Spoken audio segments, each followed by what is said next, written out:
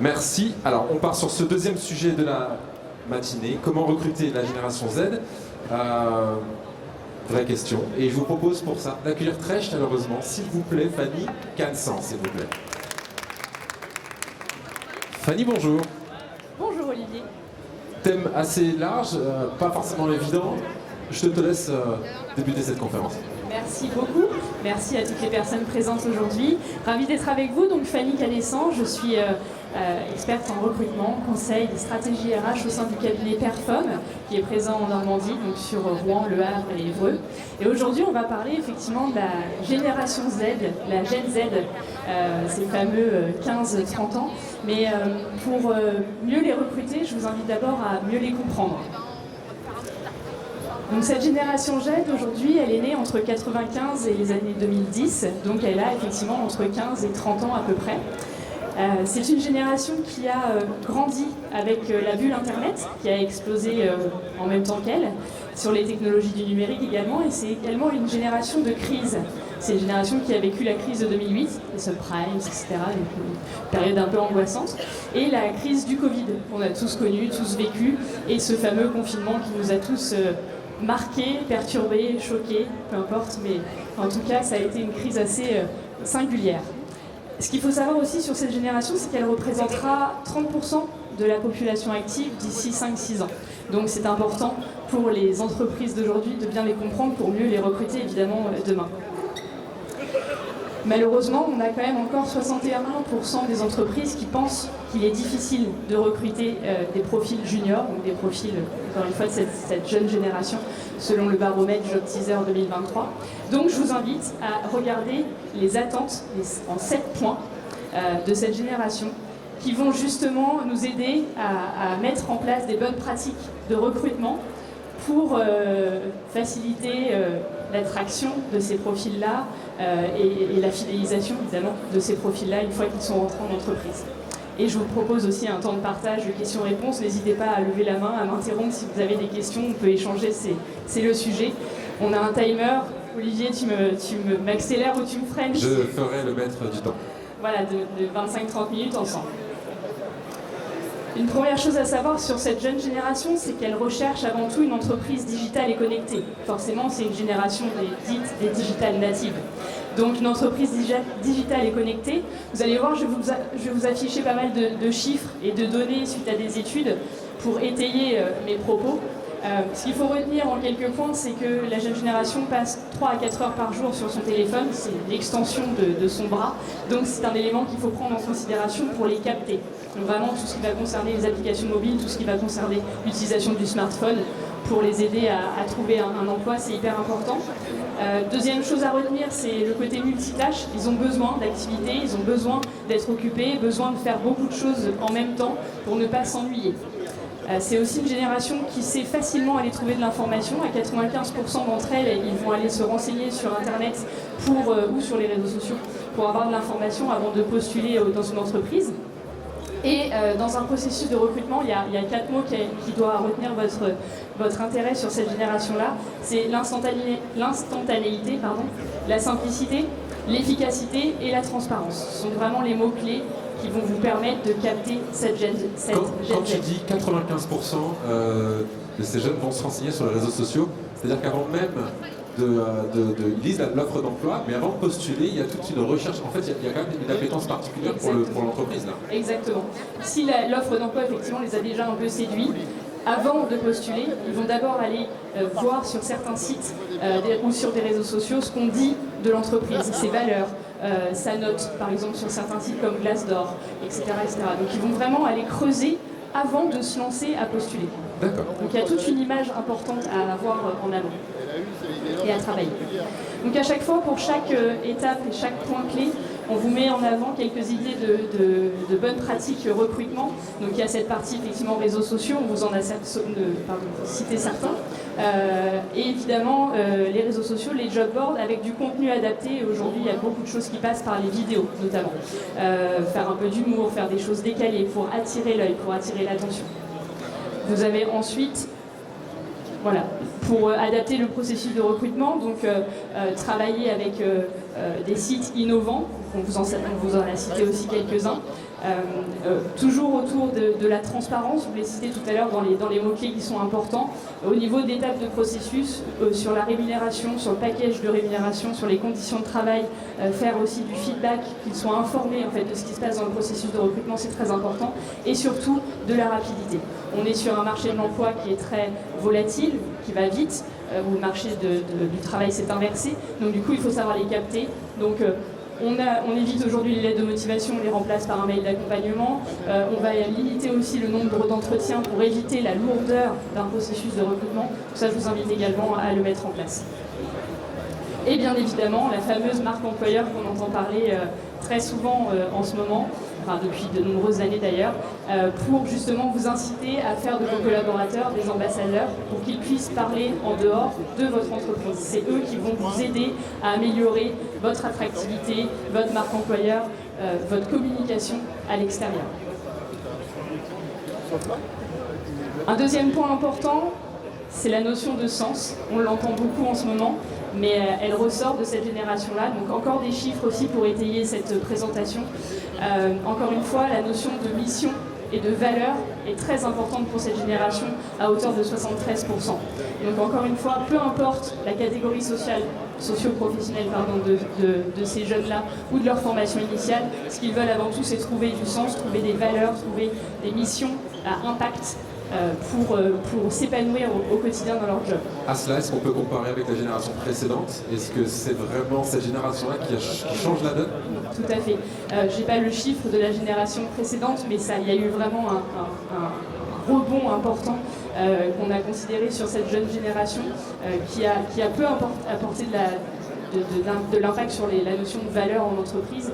On a des personnes qu'on a interviewées qui se disent prêts à quitter une entreprise si elle ne répond pas ou si elle n'incarne pas les valeurs qu'elle prône. Donc voilà, il y a vraiment un inversement par rapport à la génération précédente. Ouais, tout à fait.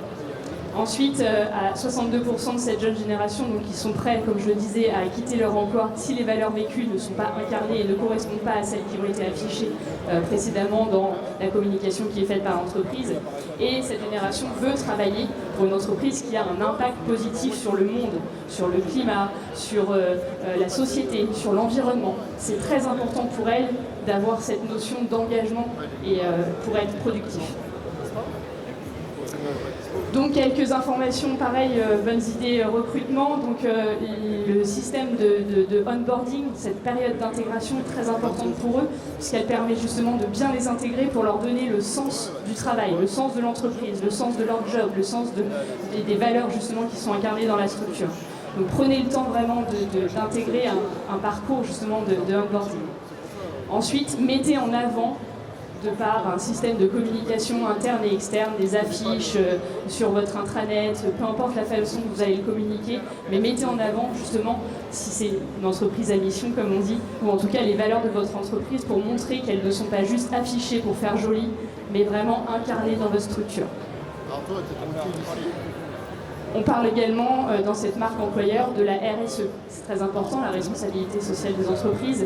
Donc organiser des événements qui vont justement montrer aux candidats et aux personnes qui travaillent dans votre structure que vous avez un impact positif sur le monde, donc que ce soit au niveau social, environnemental, culturel, sportif, humanitaire, pour montrer encore une fois votre réel engagement dans ces notions-là de RSE.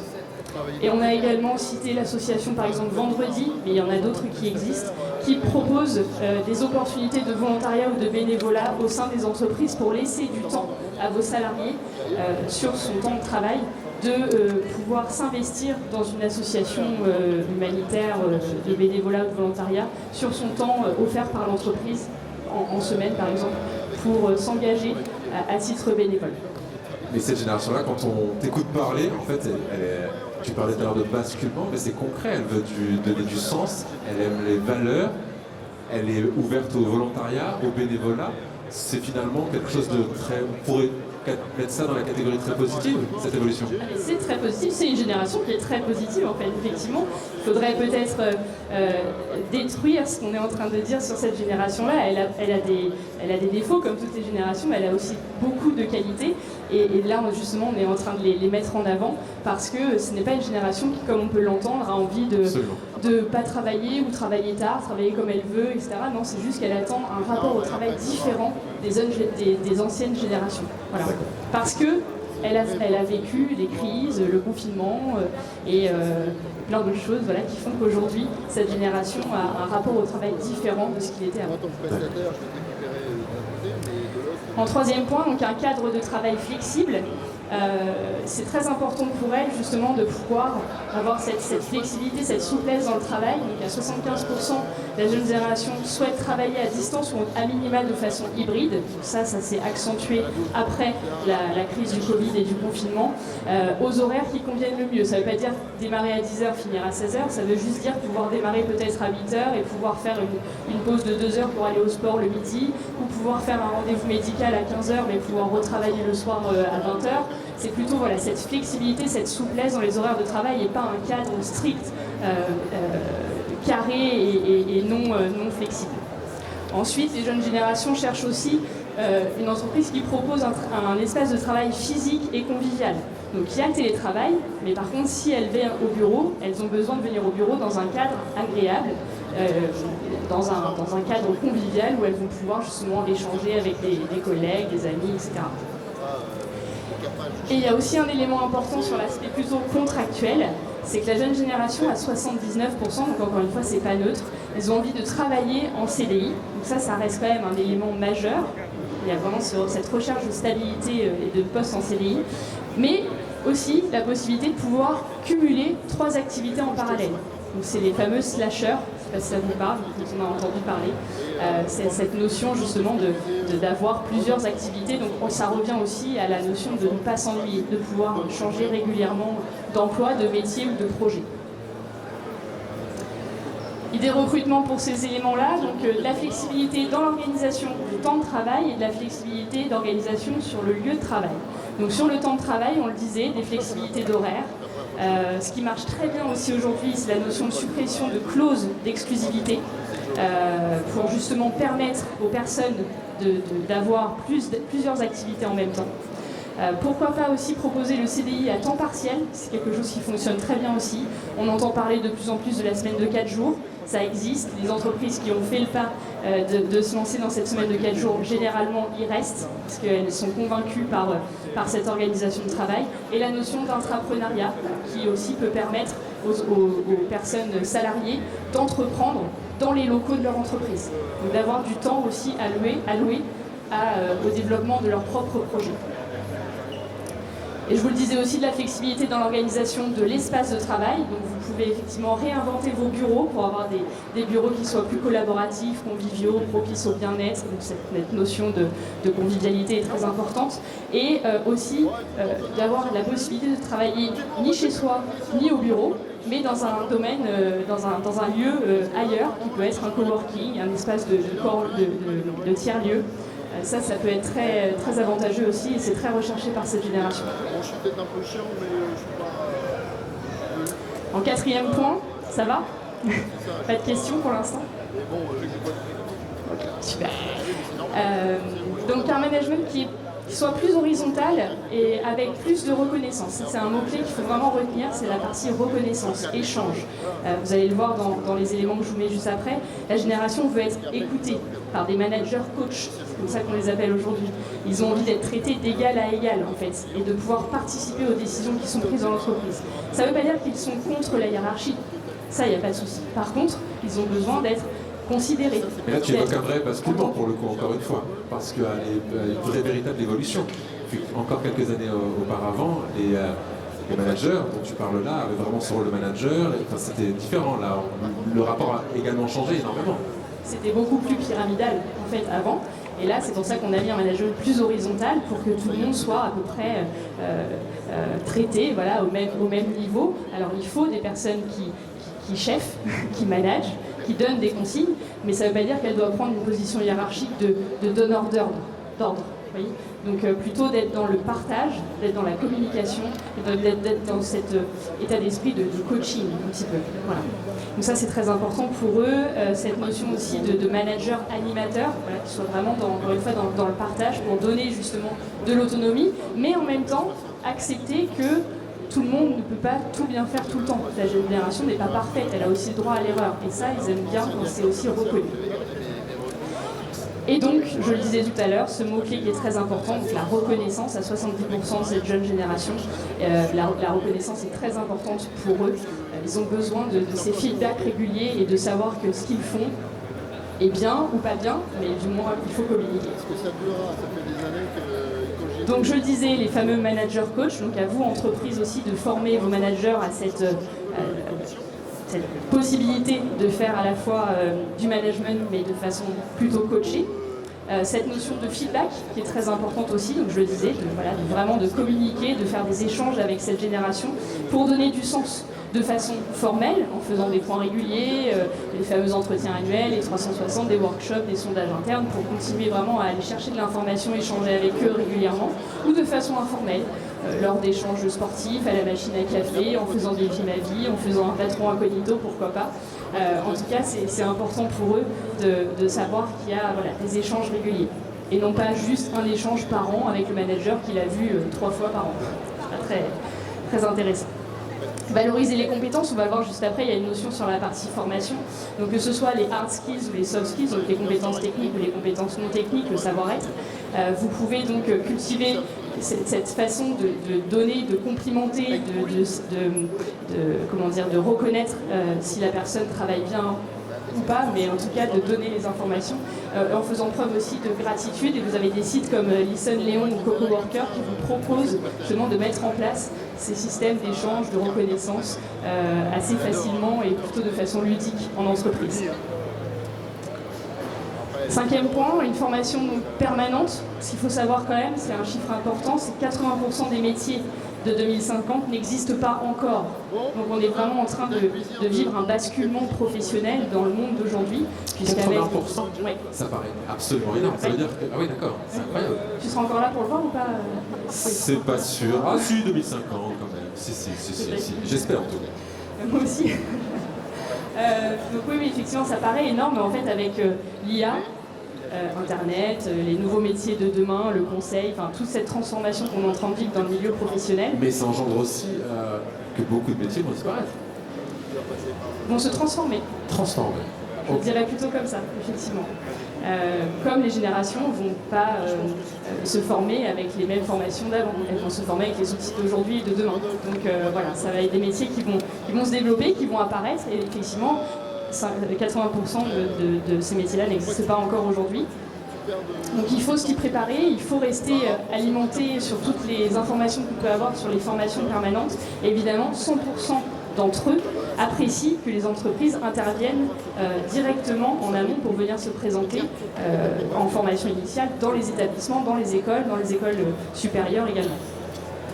Donc n'hésitez pas à aller les voir pour aller les séduire dès le début, c'est important pour eux. Et 70% d'entre elles considèrent que les opportunités de développement sont importantes dans leur choix d'entreprise. Tu veux dire arriver dans une entreprise, avoir un job et avoir la possibilité d'évoluer, de progresser, c'est ça? Exactement, voilà. Ça c'est très important et je le mets juste après justement dans les idées de recrutement.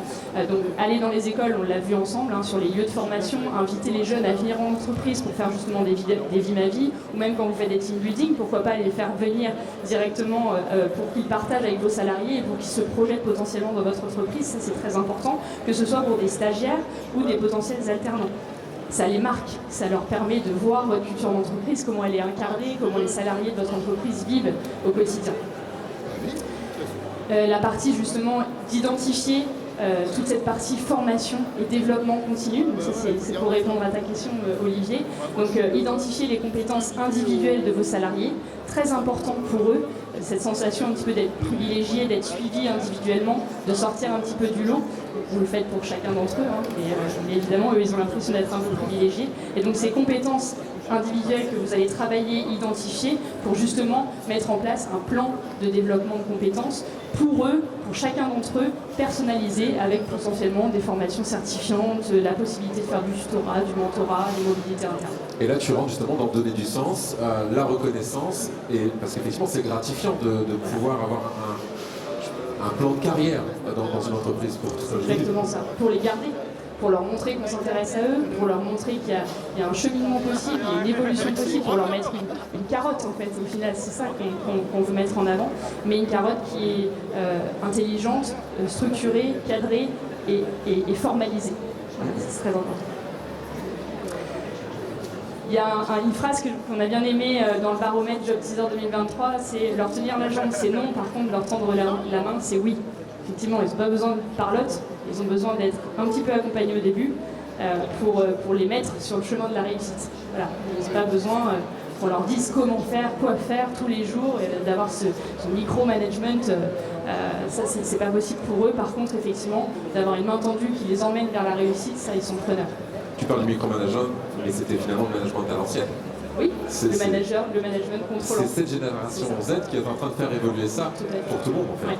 Et tout le monde en profite. Exactement, c'est pour ça que je dis ça, absolument. Effectivement, je pense qu'il n'y a pas que les 15-30 ans qui aiment ce côté liberté, de ne pas être tout le temps contrôlé, surveillé au quotidien. Donc effectivement, ils nous ont mis sur la voie. Et donc cette notion de perspective d'évolution, évidemment, pour les aider à évoluer et à tracer un avenir sain, serein, professionnel dans l'entreprise. Il y a LinkedIn qui disait, qui a fait une sorte de publicité de recrutement il y a quelques années, qui disait voilà, vous n'allez pas faire votre carrière chez nous, on en est bien conscient. Par contre, comment on va faire pendant les quelques années où on va travailler ensemble pour qu'on puisse vous apporter autant que vous allez nous apporter. J'ai trouvé ça très intelligent de leur part, parce qu'effectivement aujourd'hui plus personne ne reste 30 ans dans la même structure, ou en tout cas ça devient très rare.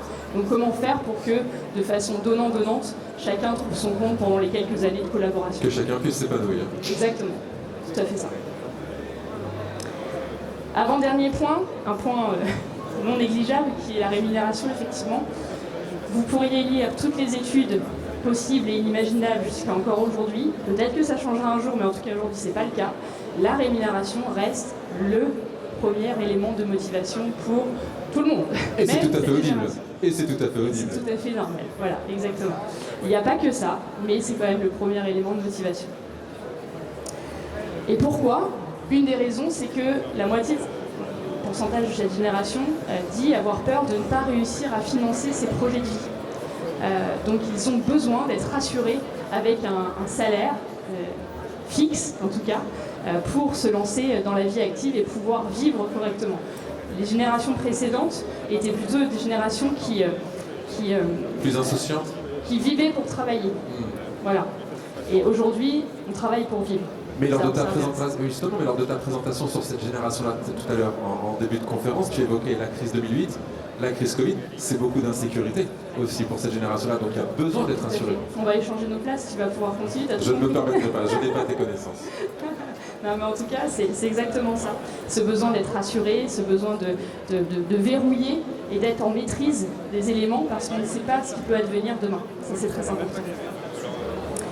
Et pour un tiers d'entre elles, elles souhaitent aussi que les entreprises valorisent quand les salariés donc de cette jeune génération sont en surperformance. Voilà. Ils ont besoin de sentir que s'ils vont au-delà de ce qui est attendu, on va pouvoir les valoriser, on va pouvoir leur offrir un peu plus pour les féliciter de leur travail.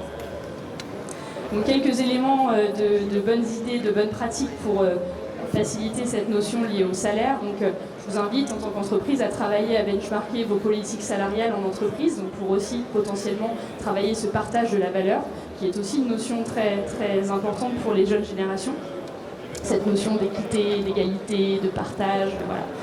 C'est des valeurs importantes qui sont prônées par cette Gen Z.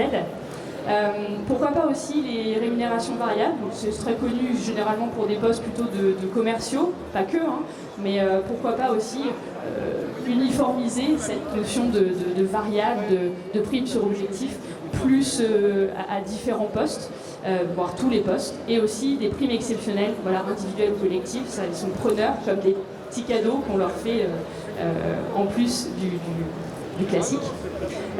Mettez en avant aussi, et ça, malheureusement, pas assez d'entreprises le font.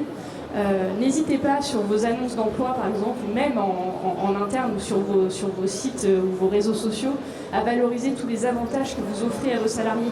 Ce n'est pas négligeable aujourd'hui, on leur dit à tous, que ce soit en cabinet, en formation, quand on les reçoit, ces jeunes générations, d'évaluer le package global de rémunération et non pas que le salaire brut annuel.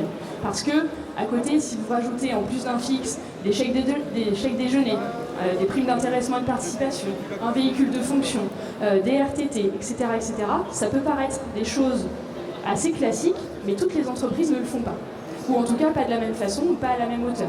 Donc n'hésitez pas à communiquer, à donner ces chiffres-là, ces informations-là, parce qu'elles peuvent faire la différence quand il y a par exemple deux annonces en cours ou quand vous êtes dans un process avec plusieurs opportunités. Et quelque chose que j'aime beaucoup, moi, personnellement, et que j'aimerais bien qu'on puisse pousser en France, ça existe un peu en dehors de nos frontières, c'est cette fameuse rémunération à la carte. Voilà, pourquoi pas y réfléchir, pourquoi pas proposer aux entreprises de réfléchir à cette rémunération flexible. C'est que cette rémunération à la carte. En fait, c'est de pouvoir proposer aux salariés qui entrent dans une structure de choisir, de cocher, en s'étant mis d'accord sur un package global de rémunération. Si elles veulent, par exemple, pour vous donner un cas concret, on se met d'accord sur un salaire à 40 000 € annuel brut. Ben dans ces 40 000 €, vous pouvez définir, par exemple, d'avoir un salaire fixe à 35, d'y associer du matériel informatique que vous choisissez pour pouvoir travailler correctement, peut-être un fauteuil pour avoir un fauteuil plus confortable que les autres, plus de RTT que ce qui est prévu. Voilà, de pouvoir cocher un peu à la carte ce que vous avez envie pour votre intérêt personnel. Parce que on n'est pas tous parents, on n'est pas tous en couple, on n'a pas tous un prêt immobilier en route. Donc en fonction de son statut, de son âge et de ses investissements en dehors du travail, on n'a pas tous les mêmes besoins. Et donc on n'est pas obligé de tous cocher les mêmes cases. Donc ça peut être une idée, justement, de mettre en place cette rémunération à la carte pour donner cette flexibilité aux salariés. Et pour terminer, on a déjà un petit peu évoqué le sujet, mais de façon un petit peu plus précise. Donc un cadre de travail positif et inclusif. Donc l'ambiance au travail, les échanges, les interactions régulières, c'est la deuxième motivation des jeunes générations à venir au bureau. Très important pour eux de pouvoir s'épanouir, rencontrer des personnes, s'éclater dans son job, en fait, avoir envie de se lever, on en parlait tout à l'heure tous les deux, d'avoir envie de se lever pour faire son job, pour rencontrer des personnes, pour se faire des collègues, amis après. C'est un lieu de travail très, très, très important pour eux également.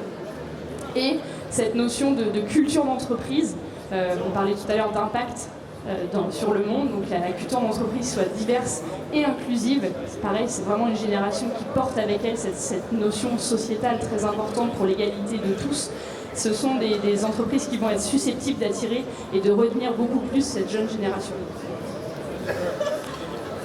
Et donc pour terminer, des bonnes pratiques recrutement sur cette dernière partie. Donc n'hésitez pas à favoriser l'organisation de team building, que ce soit réalisé en interne par les personnes responsables communication, événementielle ou autres, ou que ce soit directement organisé par les salariés eux-mêmes. Ils aiment fêter et on peut les laisser faire en fait. Voilà. Donc laissez-leur la possibilité de s'exprimer au sein de la structure.